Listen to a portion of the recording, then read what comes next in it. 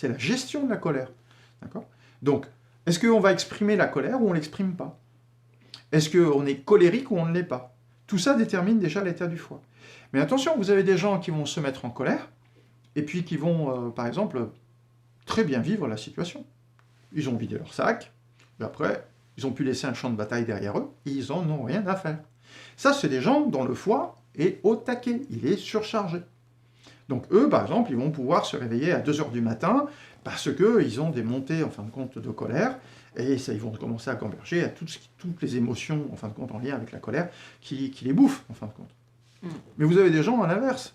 Eux, s'ils expriment leur colère, après, c'est la culpabilité. C'est pas la même. Hein. Dans un cas, en fin de compte, l'organe, enfin le foie, ici, était faible, il a constitué une réserve, on va dire, de colère, qui a mis un peu de côté pour reconstituer son énergie émotionnelle. On l'énerve, il s'exprime, et il se vide.